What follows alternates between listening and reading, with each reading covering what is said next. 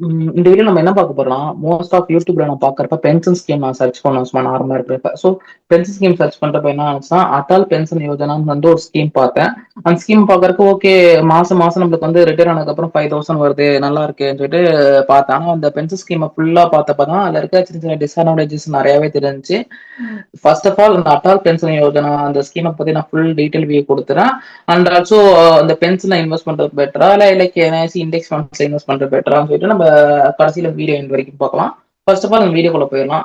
Atal pension Yojana இந்த ஸ்கீம்ல வந்து 18 வயசுல இருந்து 40 வயசுக்குள்ள இருக்கவங்க வந்து இன்வெஸ்ட் பண்ணலாம். அதுக்கு மேல இருக்க வயசுல இருக்கவங்க இன்வெஸ்ட்மெண்ட் கிடையாது. ஸோ ஒரு மாசம் வந்து 60 வயசுக்கு அப்புறம் மாசம் 1000 ரூபாயில இருந்து 5000 வரைக்கும் பென்ஷன் வர சான்சஸ் இருக்கு. ஸோ ஃபர்ஸ்ட் ஆஃப் ஆல் வந்து அந்த அந்த அட்டால் பென்ஷன் யோஜனால எப்படியெல்லாம் இன்வெஸ்ட் பண்றதுன்னு சொல்லி ஃபார் எக்ஸாம்பிள் உங்க வயசு 18ன்னு வச்சுக்கோங்களேன். மாசம் வந்து ஜஸ்ட் நீங்க 42 ரூபா போட்டா போதும், உங்களுக்கு மாசம் வந்து 60 வயசுக்கு அப்புறம் 1000 ரூபா வரும். நீங்க வந்து இந்த இமேஜை பாத்தீங்கன்னா தெரியும், நான் இமேஜ் ஷோ பண்ணிருக்கேன், இங்க பாருங்க. உங்க ஏஜ் 18னா மந்த்லி வந்து கான்ட்ரிபியூஷன் வந்து 42, ஸோ 1000 ரூபாய் கிடைக்கும். அதுவே உங்களுக்கு மாசம் வந்து 60 வயசுக்கு அப்புறம் 2000 கிடைக்கும்னா 84 ரூபா போகணும் மாசத்துக்கு. அதுவே வந்து உங்களுக்கு வந்து மாசம் 3000 கிடைக்கணும்னா 126 ரூபாய் பண்ணணும். 18 வயசுல இருக்கவங்களுக்கு 4000 கிடைக்கும்னா 168, 5000 கிடைக்கும்னா 210. அதுவே உங்க ஏஜ் வந்து 25 ஏஜ் இருக்குன்னு வச்சுக்கோங்களேன். ஸோ உங்க மாசம் வந்து 5000 கிடைக்கிறதுக்கு நீங்க வந்து கிட்டத்தட்ட 485 ரூபா வரைக்கும் போகணும், இல்ல 480 ரூபா வரைக்கும் போகணும் மாசம். ஸோ உங்களுக்கு மாசம் போடுங்கன்னா 60 வயசுக்கு அப்புறம் உங்களுக்கு மாசம் மாசம் மாசம் 5000 கிடைச்சிட்டே இருக்கும். ஸோ இந்த ஸ்கீம் பாக்குறப்ப ஸோ அட்ராக்டா இருக்கும். மாசம் 409 ரூபா தான் கட்டுறோம், ஆனா வந்து 60 வயசுக்கு அப்புறம் 5000 தான் வருதுன்னா 5000 வருது. ஸோ இது கண்டிப்பா பார்த்தா உங்களுக்கு வந்து என்ன சொல்லுவோம், பெனிஃபிட் மாதிரி தானே இருக்குன்னு சொல்லுவீங்க. ஆனா வந்து இதுல வந்து ஒரு சில மோஸ்ட் ஆஃப் டிஸ்அட்வான்டேஜஸ் இருக்கு. நான் வீடியோக்குள்ள கடைசியில சொல்றேன்.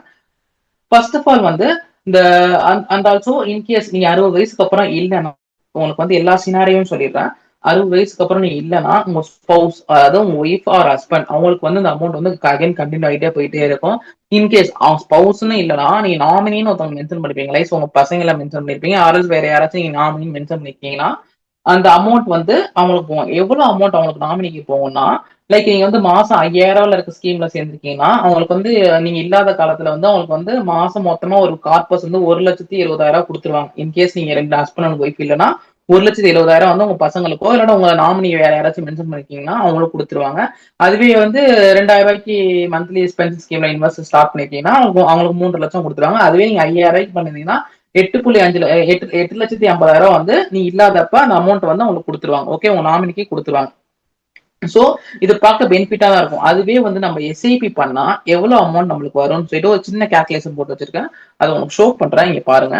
நம்ம வந்து லைக் நிப்டி 50 நம்ம இன்வெஸ்ட் பண்ணணும்னு வச்சுக்கோங்க. ஓகே, ஃபார் எக்ஸாம்பிள் நீங்க பாருங்க, சம்மரில உங்க ஷோ பண்றேன். நிப்டி 50 இன்வெஸ்ட் பண்றோம், உங்க வயசு ஒரு 25ன்னு வச்சுக்கோங்க. ஓகே, இந்த ஸ்கீமை பொறுத்தவரை வந்து 60 வயசுக்கு அப்புறம் தான் வந்து நம்மளுக்கு பென்ஷன் வரும். 60 வயசுக்கு முன்னாடி நம்ம அமௌண்ட் எடுக்க முடியாது. அதே மாதிரி நான் ஒரு கால்குலேஷன் போட்டு வச்சு எஸ்ஐபிக்கு நிப்டி 50 இன்வெஸ்ட் பண்ற மாதிரியே போட்டு வச்சுக்கிறேன். ஓகே, உங்களுக்கு ஏஜ் வந்து 25னா 35 வருஷம் இன்வெஸ்ட் பண்றதுக்கு டைம் இருக்கு. ஸோ 25 வயசுல இருந்து 60 வயசு வரைக்கும் நீங்க இன்வெஸ்ட் பண்றீங்கன்னு வச்சுக்கோங்க. மாசம் மாசம் ஒரு அமௌண்ட் ஒரு 376 ரூபாய். உங்க ஏஜ் 25னா மாசத்துக்கு வந்து 5000 பென்ஷனுக்கு வந்து 376 ரூபாய் இன்வெஸ்ட் பண்ற மாதிரி இருக்கும். சோ அதே 376 ரூபாய் போட்டு ஆவரேஜ் எஸ்டிமேஷன் ரிட்டர்ன் வந்து 12% போட்டிருக்கேன். Okay, like last 20 years Nifty 50யோட ஆவரேஜ் ரிட்டர்ன்னா 12% கொடுத்துருக்கு. ஸோ அதே 12% வச்சு கால்குலேஷன் பண்ணி போட்டிருக்கேன். நம்மளுக்கு அப்படி படி பார்த்தா மாசம் கார்பஸ் டோட்டல் கார்பஸ் வந்து 25 லட்சத்துல இருந்து 30 லட்சம் வரைக்கும் வரும். ஃபார் எக்ஸாம்பிள் நான் எஸ்ஐபி growth இங்க ஷோ பண்றேன். நீங்க பாருங்க, ஃபர்ஸ்ட் இயர்ல வந்து 4512 இன்வெஸ்ட் பண்ணுவீங்க. அதுக்கு எஸ்டிமேஷன் ரேட் வந்து 4769 வரும்னு வச்சுக்கோங்க. அதே மாதிரி வந்து 35 வருஷத்துக்கு கண்டினியூ இன்வெஸ்ட் பண்ணீங்கன்னா 1,57,920 இன்வெஸ்ட் பண்ணிருப்பீங்கன்னு வச்சுக்கோங்க லாஸ்ட் வருஷத்துல மொத்தமாவே. ஓகே, 35 வருஷம் சேர்த்து. ஆனா உங்களுக்கு ரிட்டர்ன் மட்டுமே 24 லட்சத்தி ஒரு 24,18,041 வருது ரிட்டர்ன் மட்டுமே. ஓகே, சோ உங்களுக்கு 24 லட்சம் ரிட்டர்ன் வருது. இதுவே இந்த 24 லட்சம் ரிட்டர்ன் வந்து நீங்க ஒரு சேஃபர் 60 வயசு தாண்டிட்டீங்கன்னா மோஸ்ட் ஆஃப் பீப்புள்ஸ் வந்து ஸ்டாக்ஸ்ல இன்வெஸ்ட் பண்ணவே மாட்டாங்க. ஏன்னா வந்து அது risky.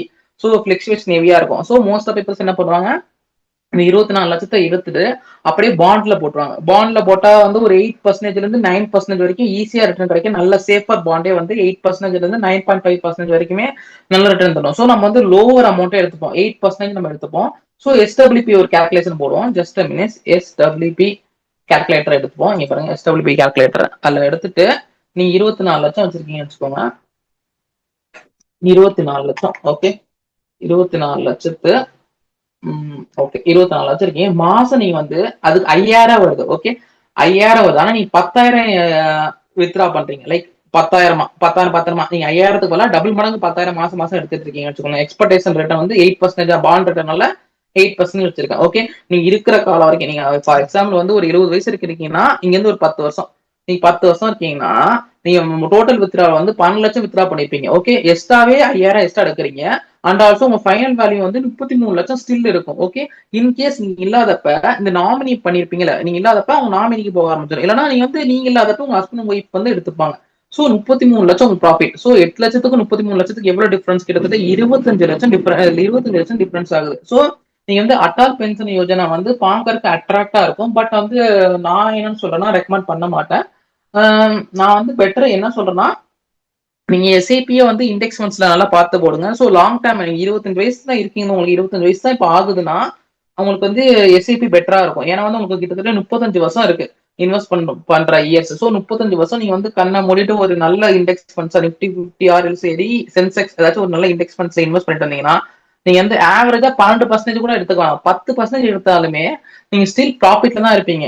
So index funds invest பண்ணுங்க. ஒரு 60 வயசு ஆனதுக்கு அப்புறம் ஸோ மார்க்கெட்ல இருந்து ரிலீவ் ஆயிருங்க. லைக் ஸ்டாக்ல அது மாதிரி இண்டெக்ஸஸ்ல வந்து இன்வெஸ்ட் பண்ற ஸ்டாப் பண்ணிட்டு அந்த மொத்த கார்பஸ் அமௌண்ட் எடுத்துட்டு ஒரு நல்ல பாண்ட் வந்து AAA பாண்டா பார்த்து 8% இருந்து 9.5% வரைக்கும் ரிட்டர்ன் தர பாண்ட்ஸ் ஸ்டில் AAA பாண்ட்ஸ் நிறையவே இருக்கு. ஸோ நம்ம ஆவரேஜா மினிமமா 8%ஆவே எடுத்துட்டு அதுல இன்வெஸ்ட் பண்ணீங்கன்னா உங்களுக்கு வந்து மாசம் 10,000 மேல நீங்க வித்ரா பண்ணால் கூட நீ இன்னும் ஸ்டில் ஒரு 10 வருஷம் கழிச்சு பார்த்தா 33 லட்சம் கிட்ட உங்களுக்கு கையில இருக்கும். வித்ரா 12 லட்சம் வித்ரா பண்ணி ஸ்டில் நீங்க வந்து ஒரு 90 வயசு வரைக்கும் இருக்கீங்கன்னா இன்னும் ஒரு 30 வருஷம் இருக்கும் வச்சுக்கோங்க. ஒரு எக்ஸாம்பிள் சொல்றேன், 90 வயசு வரைக்கும் இருக்கீங்கன்னா கிட்டத்தட்ட 36 லட்சம் வித்ரா பண்ணிருப்பீங்க அந்த 10,000 அமௌண்ட். ஓகே, ஆனா ஸ்டில் உங்களுக்கு வந்து 1 கோடி அமௌண்ட் இருக்கும்.